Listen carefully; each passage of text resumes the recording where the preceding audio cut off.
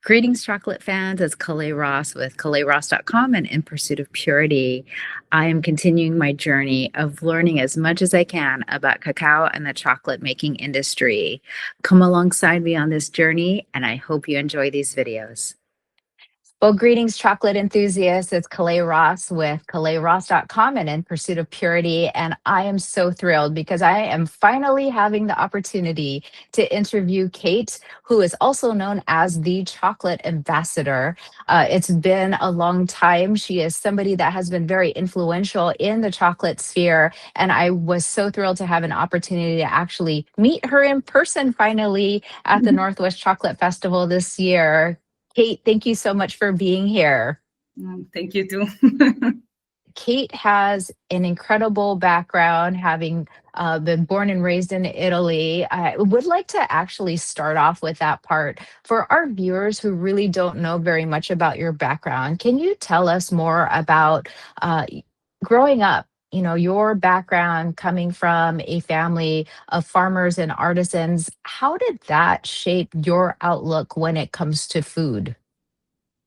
Well, I will say a lot because in my family, on the side of my dad and my mom, both sides, everything was made by hand.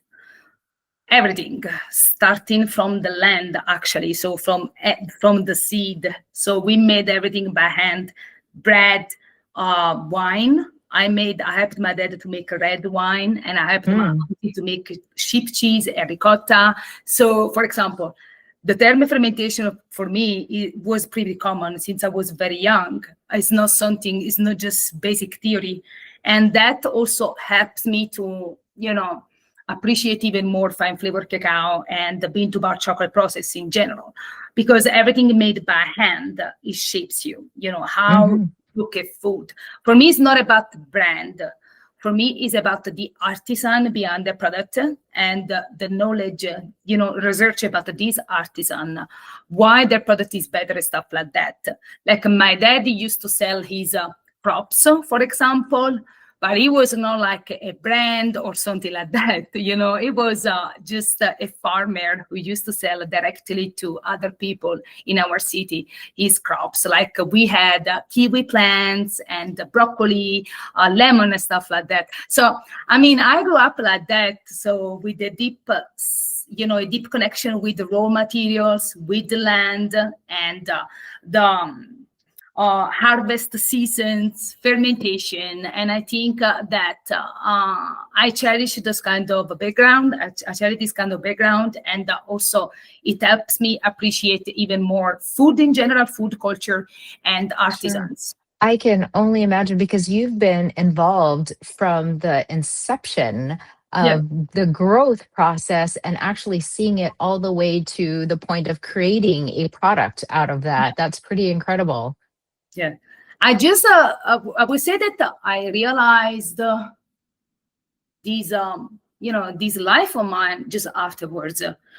The more I started to appreciate and taste chocolate, the more I realized the importance of my roots. Well, as you're talking about that, I know that your background was also in the music and beauty industry. How did you end up making that transition into the world of craft chocolate? Okay, yeah, I was an event planner for house music parties and beauty industry. I'm talking about the modeling for hairstyles. There was not a shift from one field to another because my chocolate path started afterwards. Since I was very young, I struggled with food and nutrition. And then while I was recovering from the phase of my life, is when I started to look for better ingredients, high quality ingredients to have a better diet plan, we can say, for my body and better nutrition and stuff like that. And I always loved the dark chocolate. And this is how I started to research about dark chocolate, and this is what led me to find out about bean to bar chocolate. I actually remember the first, we can say, fine flavor chocolate bar I tried. I found one Domori 100% Criollo in a gourmet store in Naples, South Italy. And then since then, I was like, what kind of chocolate is this one? Because it was different from, Ritter Sport and Lindt, Right. like that, or the, organic chocolate that I found around. And then I found Domori. It was like 12 years ago, something like that. It was a long time ago. And then I started to dig online and do research and stuff like that. And then by doing this research, I found out about the important chocolate makers that sadly were all outside Italy. So the big jump and the big shift for me was when I moved to the United States about 10 years ago, where finally I had access to, bean to bar chocolate makers like Dick Taylor at the time, Patrick Chocolate, Arete, Soma. I remember the first bars I tried. There was this bourbon barrel aged by Ritual, and then a Fiji bar by Dick Taylor, and the Wasatch blend from Solstice, and then the Georgia Ramon Belize 70%. I still remember the first bars because, crazy 80% by Soma, because I was so excited about this beautiful packaging and chocolate and stuff like that. I went nuts. I really went nuts.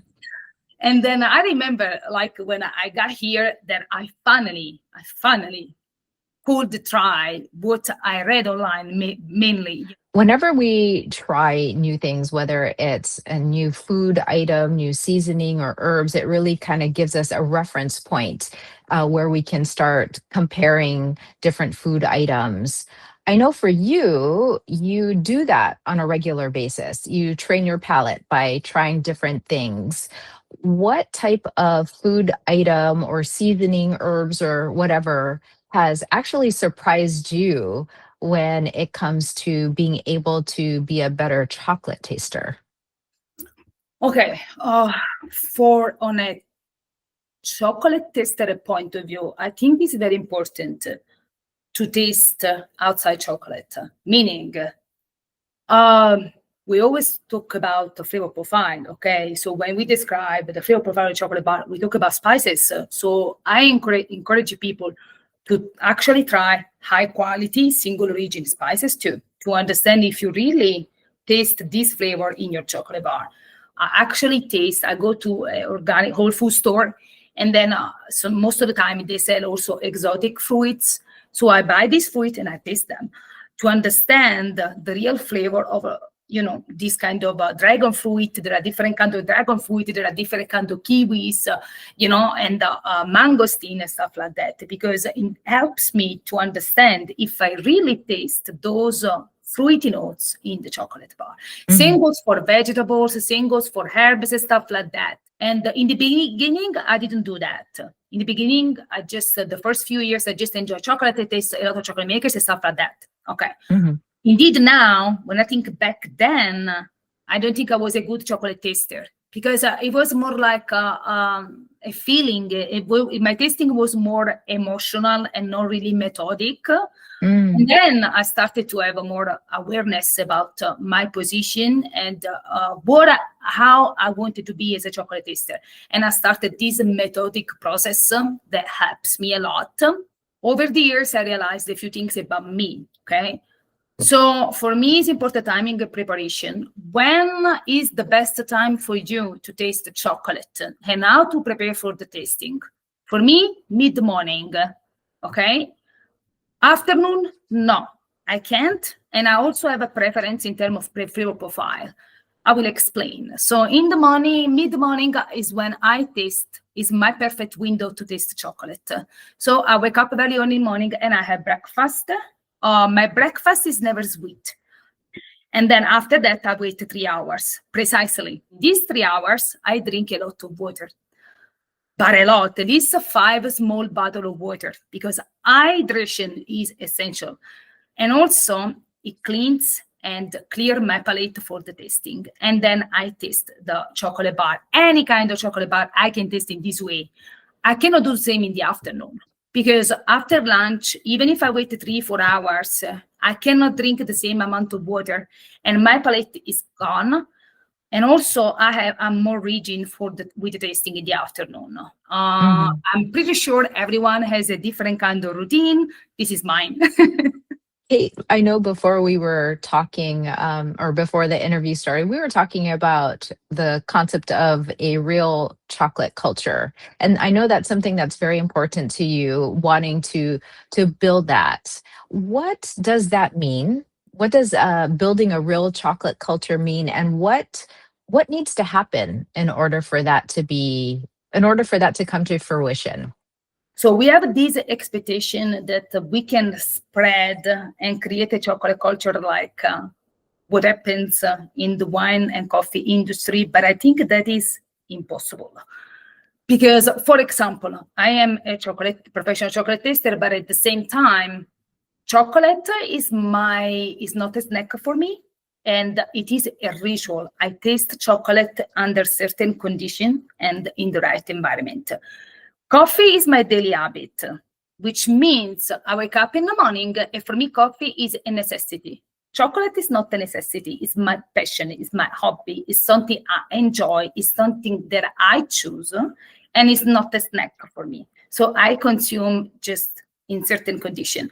And then the chocolate culture, I think, is very hard to build because our movement is a niche movement, and it's impossible to think that we can reach the mass market shelf, meaning we cannot feed the mass, the multitude of people with our production. So it's going to be still, something very small, and that not many people will appreciate or are willing to pay for, because it's a matter of accessibility too. They need to order online. It's not something accessible everywhere. That's why that's the problem. It's a matter of accessibility and visibility that we lack. At least what I would like is awareness. This is what I do with my content. I create awareness. This is a chocolate bar and a chocolate maker that you don't know, but just that it exists. It's something that exists. Maybe you will look for it online, even if you don't find it in Walmart. You know what I mean? I think that is very important.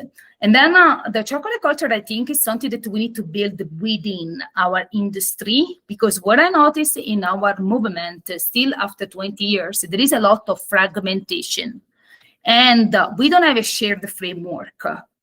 We let ourselves to be, we led the movement with personal views rather than professional evaluation. And I think this is a mistake. Just so we create confusion in the industry and outside the industry, And also we have a lot of chocolate makers. On that department, we cannot complain as a movement. There are such amazing chocolate makers, new and old.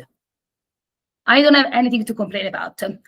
But on the educational standpoint, I noticed a lot of restriction, meaning new voices, new perspectives are not welcomed, not so much. When you talk a little bit outside the box, and I think this create a wall, because I think this industry need a little bit of generational change and need to welcome new perspective. So yeah, there is a lot of work to do within the chocolate community before we are able to teach something outside. To me, that sounds like your personal mission right there. and as we're wrapping up our interview time, what is it that you hope that people will gain through your work? Okay, what I'm trying to do is to make high quality chocolate accessible and tangible. So my content is always around the chocolate makers and cacao farmers. There is educational content. When I see, misconception, what I try to do is to defeat these misconception about the chocolate world in general. And secondly, I try to, give names and give a face to bean to bar chocolate and high quality chocolate, because there is a lot of theory, but there is not much focus on the people who makes these movement real, who are chocolate makers and cacao farmers. And this is what I try to do with their collaboration, of course, and their help. Yeah, this is what I try to do, basically giving credit to who deserve credit, the people behind the chocolate bar. So, where can people go to find more information about you and all the things that you have been doing so that they can also get on the bandwagon too to help with this real chocolate culture movement? Well, of course, there is my Instagram page, Chocambas or the Chocolate Ambassador, and I also have a website, Still the Chocolate Ambassador. They can find me also on my website.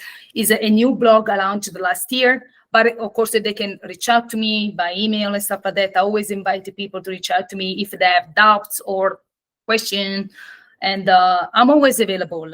Well, thank you so much, Kate. Thank you for your passion and for your willingness to share that with others, and certainly wish you the best on all your chocolate related endeavors. Thank you so much too.